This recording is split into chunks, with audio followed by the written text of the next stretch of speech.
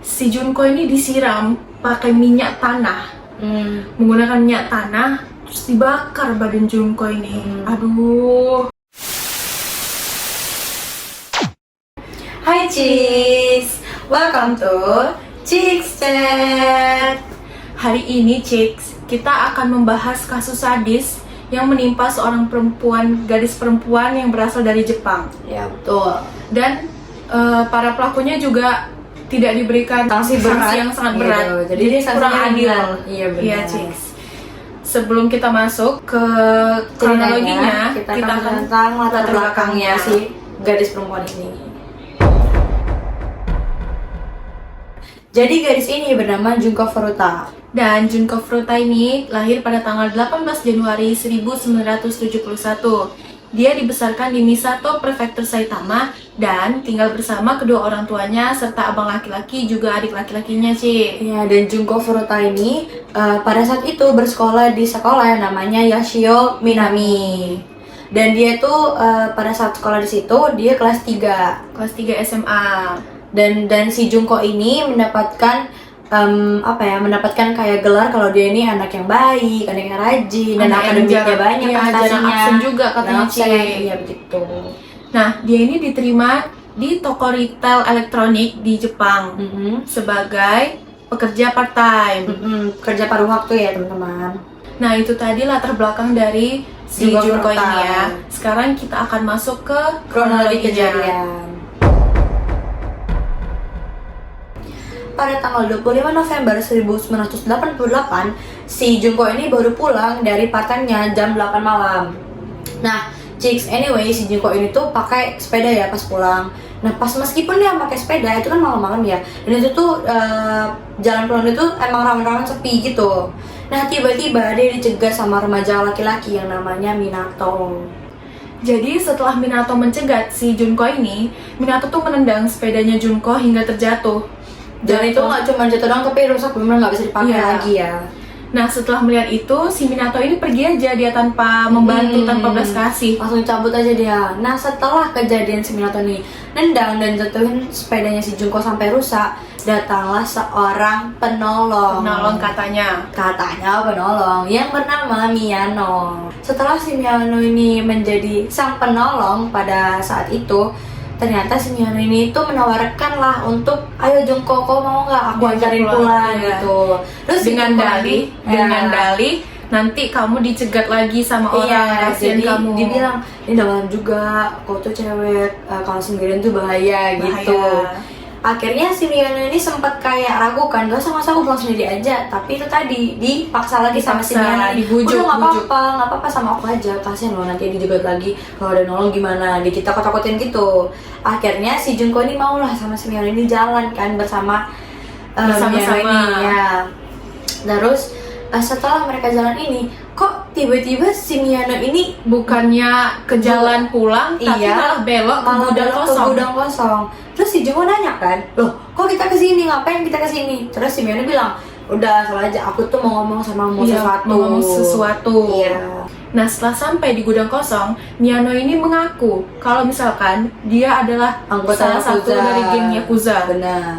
Terus setelah dia ngomong kayak gitu, mengancam lagi si Miyano ini, mengancam ke Junko kalau misalnya dia melawan Junko, melawan Miyano, dia akan mengirimkan anggota-anggota Yakuzanya untuk membunuh keluarganya si Junko. Betul. Jadi, kau jangan melawan. Kalau kau melawan, aku antar nanti geng-geng aku bunuh keluarga kau semua gitu. Takutlah si Junko ini, Betar lah dia kan, Cik. Akhirnya pada saat itu juga karena si Junko ini baru udah ketakutan, udah ada lah kontrol si Miyano nih atas Junko. Akhirnya dia tuh membawa Junko ke hotel, tapi di situ tuh dia paksa si Junko ini buat masuk dulu ke taksi, baru dia kayak bawa ke hotel. Dan di hotel inilah pertama kalinya Junko dilecehkan. Ya. Setelah dia memperkaos si Junko ini, si Miyano ini nelpon temennya. Dia nelpon ke Minato yang tadi nendang sepedanya Junko. Ternyata mereka ini sekongkol. Setelah itu si Minato kan dapat telepon nih dari si Miyano, aku udah dapet nih cewek ini, udah aku lecehkan dia, udah jadi deh nih. Terus si Minato ini ngomong lagi ke kawannya mereka namanya Iya. Jo Ogura. Ogura. Kita panggilnya Jo aja biar gampang. Jo, oke. Ya kita panggil Jo aja. Nah setelah itu si Jo ini bilang lah sama sama Minato kayak jangan dilepasin. Kita tahan aja dia, kita tahan Iya, aja. dia si- menghasut jadinya. Iya, padahal si Minato ini kayak kita lepasin aja nggak sih? Iya, kita pulangin aja. Pulangin Dia aja juga nggak nggak sih? bakalan ngomong Iya. karena dia tahu kan si Miyano ini adalah geng Yakuza. Tapi si Jo ini tetap udah nggak usah kalau dilepasin bisa jadi nanti dia Lapor polisi. nanti bisa jadi kita kena tangkap. Katanya si Jo kayak gitu. Akhirnya si Minato ini mengurungkan niatnya untuk melepaskan si Junko tadi. Nah, keesokan paginya, si Miyano ini mengajak Junko, bukan mengajak, lebih memaksa ya, Iya, memaksa Junko untuk ikut bersamanya ke dekat taman. taman. Taman ini dekat dengan hotel itu. Ternyata di taman itu udah ada yang nunggu. udah ada si Minato sama dan si Jo. Disitulah mereka menunggu. Oh ya, tambah satu lagi temennya, namanya Watanabe. Ya Watanabe benar. Nah, jadi di situ mereka jadinya udah berempat, Ya. ditambah 3 orang tadi ya, Cik. Akhirnya nyampe lah si Junko ini sama si Miyano ini di taman. Taman. Di situ diancam lah si Junko ini, Cix. Udah diancam-ancam yang kayak pertama tadi. Akhirnya si Junko ini dibawa sama 4 orang tadi Iya, ke rumahnya 4. Minato. ke rumahnya Minato. For information, rumah Minato ini dua tingkat. Bawalah masuk ke dalam. Diperkenalkanlah ke orang tuanya si Minato ini sebagai pacar. Pacarnya Jadi, si Miyano. Iya, benar. Orang tuanya sebenarnya udah agak feeling gak enak gitu. Iya. Tapi karena dia tahu temannya si Minato ini adalah geng Yakuza, Jadi dia diam-diam aja. ya karena takut. Kalian tau lah ya, Chicks, kalau misalnya Yakuza ini di Jepang sebagai serem apa banget gitu. Makanya ibaratnya kayak orang jahat jahat banget gitu. Dan akhirnya dibawalah si Junko ini ke lantai 2. Disekap dia di situ. Nah setelah si Junko ini dibawa ke rumahnya Minato tadi ke lantai 2, ternyata di situ Minato tidak berhenti penyiksaannya, adalah dia Iya. disekap. Nah tadi itu juga diperkaos secara bergiliran oleh 4 orang tadi, yaitu Minato, Miyano, Jo, dan sama Watanabe. Jadi dia tuh diperkaos bergilir gitu oleh 4 orang tadi. Nah, tadi itu kan kejadiannya pada tanggal 26 November. Sekarang kita udah berpindah hari ke tanggal 27 November. Dan di tanggal 27 November ini, orang tuanya si Junko ini udah risau kalau kata orang sini ya. Udah apa namanya? Cemas, udah cemas, udah worry. Dia laporlah ke polisi orang tuanya. Karena kok anak aku nggak pulang gitu. Karena Junko ini juga sesosok anak yang nurut, yang baik, yang berbakti pada orang tua. Jadi kok biasanya dia nggak pernah pulang selarut ini gitu. Tiba-tiba ini nggak pulang sama sekali gitu. Akhirnya setelah si orang tuanya si Junko ini melapor polisi, terdengarlah kan kabar-kabar bahwa polisi mencari seorang anak perempuan yang bernama Junko Furuta. Terus sampailah kabar itu tuh ke orang-orang telinganya si Minato, Miyano, dan orang-orang itulah. Terus akhirnya si Miyano ini nyuruh Junko ini nelfon ke mamanya sebanyak 3 kali. Dibilang si Miyano ini memaksakan suruh Junko nyuruh ngomong ke mamanya gini, "Ma, aku mau sendiri aja. Aku lagi main sama temen-temen aku. Udah nginep di rumah temenku. Aku nggak apa-apa. Aku nggak kenapa-kenapa. Jadi nggak usah cari-cari aku lagi dan nggak usah sampai ngomong-ngomong ke polisi kayak gitu." Di situ akhirnya polisi memberhentikan pencarian ini karena dianggap sebagai anak yang pergi dari rumah. Iya, bukan Junko yang ini hilang. kemauan sendiri untuk keluar dari rumah gitu. Iya. Selama disekap ini, bukan hanya di hari itu aja dia dilecehkan. Dan di kemudian harinya si Junko ini dilecehkan lagi, diperkosa lagi. Bukan hanya dengan 4 orang ini, Tapi banyak banget orang. hampir puluhan. Bahkan yang kami search dari sumbernya itu bisa dibilang tergolong ada 100 orang yang melecehkan dan memperkaos si Junko ini selama 44 hari. Jadi bergilir 100 orang memperkaos dia sebanyak itu loh, 100 orang.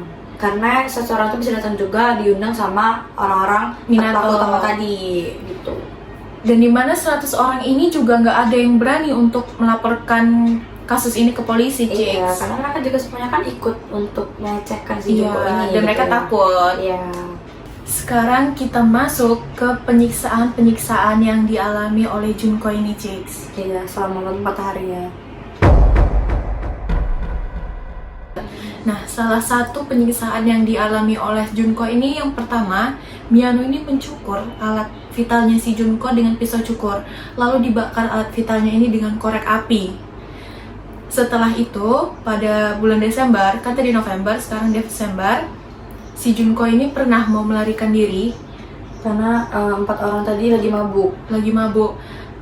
Tapi ketahuan, dia nggak bisa kabur, Ditarik balik ditarik. lagi. Dan disiksanya lebih brutal lagi. Lebih brutal dari yang sebelum-sebelumnya. Sebelum-sebelumnya, ya itulah tadi dibakar, habis itu dia dipukul-pukulin gitu, Cik.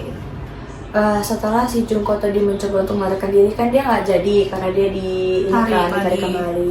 Nah setelah itu dia mendapatkan siksaan fisik yang sangat-sangat brutal. Contohnya tuh dia tuh dipukul mukanya berkali-kali sampai dia babak belur. Terus pergelangan kakinya si Junko ini tuh dibakar pakai korek api, terus disiram sama minyak tanah gitu, Cik. Iya. Duh, Cik, emosi ya dengernya, Cik. Kalian sebenarnya yang baca ini emosi, cuman Tapi udah. kasih Berat banget gitu. si Junko ini, Cik.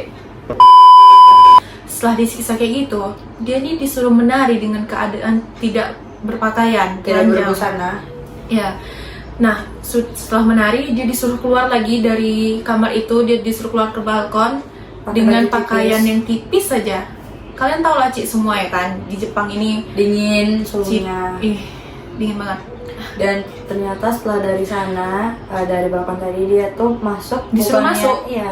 Disuruh masuk, Bukannya diselimutin, bukan dihangatin, tapi enggak. dia dimasukin ke dalam kulkas. Ditutup pintunya, kalian bayangin gimana gitu rasanya, Cik. Gila, keji banget coy, parah. Setelah dari kulkas itu dia dikeluarkan Iya. dan alat vitalnya dimasukkan dengan barang-barang yang nggak masuk yang akal. nggak logis. Dan sebenarnya bukan alat vitalnya doang, tapi anusnya juga. Iya. Jadi contoh-contoh barangnya tuh ada kayak logam batang, ada juga kayak paku, ada juga kayak botol gitu. Ada juga lampu, Cik. Kayak nggak masuk akal kan, Cik, itu bisa dimasukin sedemikian rupanya. Iya. Kejam banget tempat pelaku. Nggak sanggup sebenarnya ini Emang. cerita ini. Masuk neraka udah. Nah, penyiksaan setelah yang tadi didapatkan itu nggak cuma berhenti sampai situ doang, Ci. Dia tuh juga dia tuh dikasih makan. Dia dikasih makan, cuma dia makannya tuh makan kecoa. Kecoa, bayangin kita nengok kecoa kita takut, Cik. Dia Takut. disuruh makan kecoa dan minumnya itu dia dikasih minum Air urinnya sendiri. Jadi air kencingnya si Junko ini sendiri gitu. Si Junko ini juga pernah mendapatkan penyiksaan yang kita nggak pernah duga-duga. Dia itu digantung di langit-langit. Kakinya di atas, kepalanya di bawah. Iya, dan dia itu dijadiin samsak. Jadi dia dipukul sama orang itu dengan keadaan dia digantung di langit-langit dengan keadaan terbalik. Dipukulin, Cik, dipukulin. Dipukulin itu kayak Dipukulin gila banget. habis-habisan. Parah. Nggak bisa ngomong lagi. Sepanjang bulan Desember, Cik, si Junko ini mengalami siksaan yang terus meningkat hingga akhir bulan. Dimana di akhir bulan ini si Junko udah sampai di Titik yang titik kekurangan gizi, udah nggak kuat gitu. ngapa-ngapain. Dan akhirnya Usus, organ-organ dalamnya ini tuh udah nggak rusak. berfungsi. Jadi makanan masuk, Langsung makan keluar, sedikit masuk gitu. tuh keluar, minum sedikit keluar gitu, Cik, nggak ada yang bisa masuk lagi. Iya. Dan disitulah dia mengalami dehidrasi, kekurangan gizi semuanya. Gara-gara dia muntah-muntah, Cik.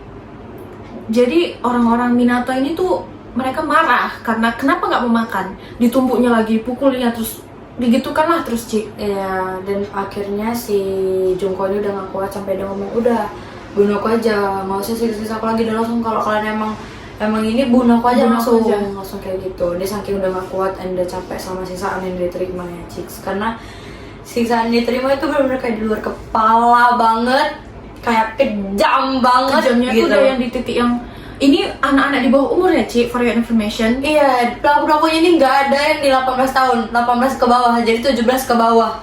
Serta si Miyako ini, si Junko ini juga umurnya 17 tahun. Karena dia kelas 3 kan SMA. Setelah tadi Desember itu si Junko memohon untuk membunuh dia aja daripada siksa-siksa. Kita sekarang move on ke Januari tanggal 4 di 1989. Setelah pulangnya si Miyano ini dari main mahjong, dan ternyata dia kalah lah di game mahjong ini. Akhirnya dia kesel, dia marah gitu kan. Pas dia pulang, dia meluapkan amarah ini ke si Junko dengan cara Junko ini diangkat, ditendang, dipukulin, sampai si Junko ini kejang-kejang, Ci. Bener-bener sekejam itu, sampai Junko udah kejang-kejang, mereka nggak stop dari situ aja. Nah, kejang-kejang ini juga berdarah juga. Iya, karena dia dipukulin, ditendang, gitu-gitu kan. Dan dia udah berdarah berlumuran gitu-gitu lah. Karena berdarah ini, jadi 4 sekawan serangkai iblis ini mereka menggunakan lah sarung tangan Plastik. dari pakai plastik, sarung tangan plastik gitu. Karena mereka takut darahnya ini nempel di tangan Iya, mereka, mereka takut jadi DNA. bekas gitu kan. Nah, setelah mereka menggunakan sarung tangan, nggak berhenti, Ci. Mereka Tetap dipukulin. pukul lagi, pukul terus sampai bener-bener si Junko ini Sampai gak mereka kuat. puas gitu. Nah, dimana barang-barang olahraga kayak barbel, bola-bola yang bulat, yang berat itu dilemparkan ke perutnya si Junko ini, Ci. Sadis apa mereka ini sebenarnya ya? Aduh, emosi banget. Jadi setelah melakukan itu, si Junko ini jadinya kayak udah nggak sanggup ngapa-ngapain. Jadi dia tergeletak aja, cuman bisa sadar, merasakan sakitnya aja. Iya, udah nggak bisa ngapa-ngapain, berbuat apa-apa, Iya. ngomong segala macam gitu. Nggak sampai di situ. Si Junko ini disiram pakai minyak tanah. Menggunakan minyak tanah, terus dibakar badan Junko ini. Aduh, Ci, sakit kali hati kami sebenarnya. Iya, dan ada juga kejadian di mana si Miyano ini ngidupin lilin. Terus kan lilin tuh kalau misalnya tetesannya panas kan, Ci, itu tuh dia langsung tetesin lilin yang masih hidup serta tetes-tetesan lilinnya itu ke mukanya si Junko. Terus dia tuh ambil lagi, Ci, 2 lilin, ditaruh di atas kelopak matanya si Junko ini, diginiin, dan itu posisinya masih hidup. Jadi dia mengalir lah tetesan itu ke kelopak matanya si Junko. Kan bayangin aja, kadang kita nggak sengaja aja kena tetesan itu panas kan, Kaget, sakit. kaget sakit gitu ya, meskipun mungkin kesannya nggak terlalu panas, tapi itu ibaratnya masih membara dan ditaruh di kelopak mata. Woi, did you guys think about it? Kayak wow. Nah, setelah ditetes-teteskan itu, dibakar badannya, ternyata disitulah titik-titik terakhir Junko ini menghembuskan napasnya. Nah, setelah mereka melakukan hal keji itu, Junko ini udah nggak bernyawa. Mereka nggak tahu ternyata Junko ini udah tidak ada. Iya, udah karena selama ini meninggal. kan setiap di situ saja Junko ini cuma bisa terkapar doang kan di Iya. lantai, Cik. Jadi mereka pikir kayak ala mana yang lain lagi lemas aja. Dipikir kayak gitu. Ternyata Junko ini emang udah nggak bernyawa di situ. Karena Udah nggak kuat bernyawa. lagi dia. Nah, setelah melakukan hal keji yang nggak beradab ini, mereka tuh nggak sadar ternyata si Junko ini tuh udah nggak ada, udah meninggal dunia. Karena nggak sadar, mereka pergilah keluar untuk bersenang-senang, beria-ria itu. Pergi mereka keluar tanpa babi bu, sebelum 24 jam, abangnya si Minato nih Langsung sadar. Langsung sadar. Kayaknya Junko ini udah lewat lah lewat. gitu. Ditelepon si Minato. Weh, sini kok, ini si Junko ini udah nggak ada, kenapa kalian tinggalin? Gitu-gitu, ditelepon, baliklah 4 orang ini. Setelah mereka pulang ke rumahnya si Minato ini, Ci, mereka tuh melihat si Junko ini udah nggak ada. Baru mereka sadar Junko ini udah nggak ada. Diambilnya lah tubuh Junko ini, habis itu dimasukkannya ke dalam kantong plastik besar. Kayaknya kantong plastik sampah warna hitam Iya. gitu. Baru ditaruhnya ke dalam drum minyak bekas, drum logamnya minyak bekas itu, Ci. Dimasukkan, baru dimasukkan lagi semen basah, mengeringlah semen itu.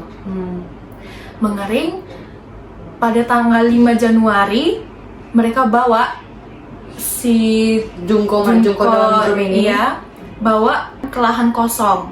Ditaruhnya di situ aja, Ci. Dibiarkan lahan kosong ini, for information, sepi, jarang orang lewat gitu, Ci. Ditaruh di situ, dibiarin aja kayak gitu. Tapi ternyata waktu pas mereka masukkan Junko ini ke dalam drum, dimasukkan semen, mungkin karena mereka buru-buru, mereka panik, adalah rambut-rambut Junko ini yang naik ke Dia atas. ngambang di atas. Setelah tadi di Desember itu mereka menguburkan si jasadnya Junko ini ke dalam drum tadi, terus kan dibiarin aja tuh mereka di lahan kosong si Junko-nya. Terus akhirnya si Ogura sama si Miyano ini melakukan kejahatan lain. Dan pada saat itu juga mereka ketangkep sama polisi untungnya. Nah, di situ mereka kan dipisah nih, diinterogasinya dipisah. Si Ogura ini, si Joe ini menyangkal bahwa si Minato ini tuh ngomong jujur kalau misalnya dia udah melakukan hal keji kepada Junko. kepada Junko. Padahal sebenarnya enggak, Ci. Jadi dia ini salah nangkep aja. Dia tiba-tiba jujur lah. Pak, iya Pak, saya melakukan kejahatan terhadap Junko yang pernah dikabarkan hilang ini, Pak, gitu. Kaget lah polisi ini. Loh, kok dia ngaku tiba-tiba gitu? Iya, bahkan nggak ada yang nanya, nggak ada yang maksa juga, karena bahkan polisi nggak tahu kan kalau ada kejadian itu. Dan Junko pun dia memberitahu di mana lokasi mereka membuang si Junko ini. Akhirnya dari situ dijaga sama polisi dan ketemulah drum si Junko tadi. Iya. Nah, setelah ketemu dibuka kan tadi si drumnya semen tadi dibuka. Nah, setelah dari situ kan Junko ini tetap dalam bentuk mayat, gak busuk kan, karena dalam semen. Terus dari sidik jarinya dan lain-lain itu ditemukan kalau itu ternyata emang DNA si Junko ini. Dan ditemukan juga DNA Minato, Miyano, Watanabe, kakaknya si Minato tadi sama si Ogura, si Jo. Part mengenaskannya lagi, Chicks, adalah dimana pada saat si Junko ini ditemukan dalam room tadi setelah dibuka oleh polisi-polisi tadi, ternyata si Junko ini tuh di dalam alat vitalnya serta anusnya juga itu masih ada barang-barang yang nggak masuk akal tadi. Dan ada masih tertancap juga. Iya. Dan yang paling buat kita sakit hati banget, Junko tuh dalam keadaan hamil. Jadi nggak cuma satu nyawa yang mereka bunuh, tapi dua nyawa. Nggak bisa lagi kayak membayangkan di posisi Junko dan di posisi keluarganya Junko. Iya. Itu tuh yang benar-benar sakitnya kelewatan. Apalagi orang tuanya kan, dimana orang tuanya juga pasti udah worry, udah nyari anaknya melalui polisi, ternyata anaknya itu bisa berbohong pada saat tadi ditelepon. Kayak orang tuanya pasti sedih, sakit hati, marah semua gitu. Oh ya, mungkin kalau kalian pikir ini kok beneran nggak ada yang ngelapor ke polisi kalau misalnya kan ada 100 orang tadi kan Wak yang masuk ke dalam masuk rumah. ke dalam rumah. Jangan lah, masa sesuatu datang banget pasti di atas gitu. Iya. Jadi adalah dari beberapa orang, adalah salah satu dari 100 orang ini, namanya tuh Okura. Dia yang juga ikut melakukan pelecehan dan penyiksaan kepada Junko. Selama kawan itu dia pulang. Dia cerita ke adiknya, si Minato. Enggak, adiknya Okura. Oh, adiknya Okura. Dia cerita ke adiknya Okura. Nah, adiknya Okura ini tuh ngomong ke orang tuanya, "Ma, apa si Okura ini gini. Karena denger itu, orang tuanya Okura ini langsung pergi ke polisi, melaporkan ke polisi. Datang 2 polisi ke rumah si Minato ini, wai. Dan yang janggalnya, setelah si polisinya ini datang dan tanya dong sama keluarganya Okura, mana apa kalian dapat informasi apa nggak? Terus polisinya jawab apa? Nggak ada. Nggak ada ketemu apa-apa. Jadi kalau misalnya dipikirkan mungkin tadi diancam, tadi dikasih duit, pasti dikasih duit. Apa nggak tahu lah kita ya. Dan setelah kasus ini terungkap, 2 polisi tersebut tuh dikeluarkan dari kepolisian, dipecat langsung. Bagus. Nah, bagus. Mungkin para cik juga udah nanya, emang pada saat malam sebelum Junko ini dipaksa dicuri segala macem, kan ada si Minato tadi sebagai penolong gitu. Emang dia nggak ada curiga atau minimal ini kayak pikiran ada kabur kayak atau apa kayak mending dia jalan sendirian daripada dia jalan sama cowok yang ibaratnya ceceknya menolong gitu kan. Terus si Junko ini tuh kan tadi dijelasin kok Junko ini ada yang baik, penurut gitu-gitu. Jadi tuh ada beberapa alasan psikologis. Jadi dari alasan psikologis ini si Junko ini kan mungkin gak enak sama orang, jadi kayak udahlah aku terima aja. Dan itu juga pas itu kan dia shock, jatuh, sakit, sepedanya rusak. Jadi mungkin kepikiran udah ke-trigger ke lain-lain. Dan itulah dengan ada penolongnya si Minato tadi, dia pikir oh ya mungkin lebih baik aku sama Minato. Karena juga si Minato ini tuh pernah satu kelas sama Junko sebelum dia ke sekolah. Benar. Nah, mungkin kalian juga ada berpikir bahwa kok si Junko ini bisa mendapatkan kekejaman sekejam ini, mendapatkan perlakuan sekejam ini. Ternyata di balik kisah yang mengenaskan dari si Junko ini, ternyata si Miyano ini pernah suka sama si Junko. Dan dia pas confess ke Jungko ini nolak kan. Nah setelah si Jungko ini menolak perasaannya si Miyano ini, akhirnya udahlah kan, Jungko ini melupakan hal itu. Ternyata masih ada, dia mencoba lagi, si Miyano ini nyoba lagi. Masa lu gak mau sama aku? Gila, aku ganteng gini, kok gak mau sama aku? Terus Siapa yang mau coba sama anggota anak Yakuza? Siapa yang mau, Ci? Kita nggak mau, Ci. Gils banget. Akhirnya si Jungko ini tetap nolak lagi dong. Nah dari situ lah Miyano ini sakit hati dan punya otak busuk dari semua rencana-rencana kejam mengenaskan ini. Dan ngomong gini, kau jangan sok cantik jadi cewek. Kau pikir cuman Doang cewek di dunia aku mau, sorry ya kata dia. memang si Jungko ini cantik. Iya, pintar lagi, baik lagi. Dah. Dan dari hal-hal yang telah mereka lakukan pada Jungko ini, mereka ini mendapatkan hukuman lah dari 4 pelaku ini.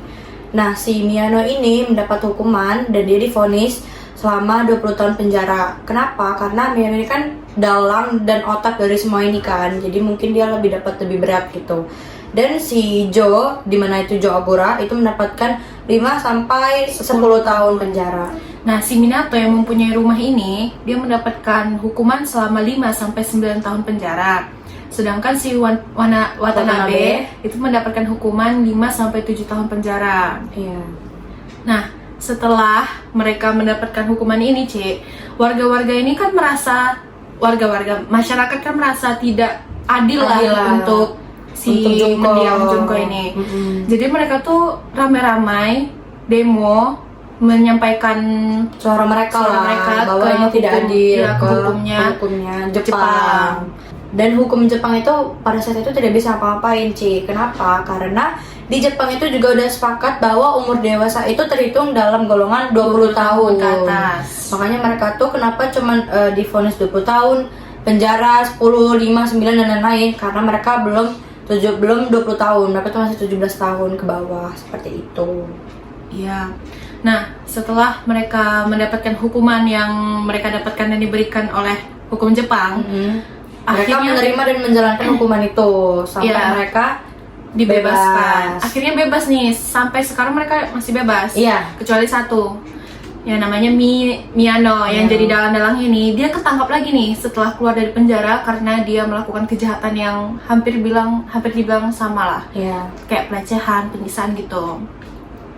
Dan ada nih salah satu dari 4, kami lupa namanya, dia tuh udah nikah sekarang, udah nikah sama orang luar negeri. Dan dia sekarang pindah lah ke luar negeri ini sama istrinya. Terus aku juga dapat sumber waktu itu, kalau katanya salah satu dari 4 orang ini juga memiliki akun Twitter, dimana itu akun X, kayak dimana itu gila banget. Gila. Jadi dia mungkin dengan adanya media sosial sekarang, dia bisa melakukan kejahatan lainnya, bukan dari offline, tapi dia ada online gitu. Tapi nggak tahu juga, siapa tahu berubah. Iya. Tapi kami nggak memaafkan. Walaupun bukan kami ini ya, kami nggak memaafkan. Makasih. Selesailah dari kita masalah vonis-vonisan penjara-penjara 4 pelaku ini. Kita move on, dimana si Jungko ini akhirnya dikebumikan dengan layak. Nah, pada saat acara dikebumikannya si Jungko ini, adalah datang si bosnya di mantan Jungko part-time itu, bilang ke orang tuanya, "Bu, ini adalah seragam yang harusnya dikenakan Jungko nantinya, kelaknya. Pada saat Jungko ini saya naikkan jabatannya, tapi ternyata Jungkonya udah keburu meninggal." Akhirnya pihak keluarga menerima seragam itu dengan baik dan menaruh seragam itu ke peti matinya si Jungko. Dan pada saat itu juga ada temen Jungko atau sahabatnya Jungko itu memberikan pidato. Kalian bisa cari sendiri kenapa? Karena pidatonya panjang banget. Nanti kami bakal kasih linknya di bawah ya. Juga kepala sekolahnya Jungko ini tuh memberikan ijazah Jungko kepada orang tuanya. Jadi Jungko ini dinyatakan selesai sekolah lah. Udah lulus lah dia. Iya. Mungkin sekian kisah yang bisa kami sampaikan. Semoga amal kebaikan Jungko selama hidupnya ini diterima di sisi Tuhan yang Maha Esa, dan diberikan keterangan juga untuk keluarga-keluarganya Jungko, atau sekitar yang merasa sakit Kehilangan. Iya. Dan semoga hal kayak gini tidak terjadi kepada siapapun ya teman-teman. Dan kami juga ingin menghimbau untuk Ciks sekalian, Untuk dimanapun menjaga diri kalian, masing-masing. kapanpun kalian menjaga diri masing-masing. Dan ya cobalah, kadang-kadang nggak semuanya harus diturutin, nggak Iya. semuanya harus jadi anak penurut. Bisa aja kita berani untuk mengambil suatu Melawan. langkah. Benar. Oke, sekian dari kami dan Mohon maaf Mohon jika maaf kalau kami ada salah kata, salah perbuatan. iya, belibet-belibet gitu ya. Semoga kami bisa berkembang ke depannya Iya. karena itu kami membutuhkan kritik dan saran dari para Ciks semua. Mungkin Ciks semua mau memberikan cerita Ciks semua, apapun itu, mungkin dari horor, kriminal, atau mungkin dari cerita kalian Ciks sendiri, iya. bisa kami bawain. Ya, dan kalau kami di sini ada kurang informasi boleh kalian tambahkan Tambahin juga di kolom komen. komentar. Kami juga mau dong baca-baca. Iya benar. Nah, kalau misalnya Ciks mau mengirimkan cerita, tolong tambahkan akun sosial kalian ya. Iya betul. Terima kasih Ciks. Jangan lupa Like, komen, share, dan subscribe. Bye-bye. Bye-bye semuanya. Makasih.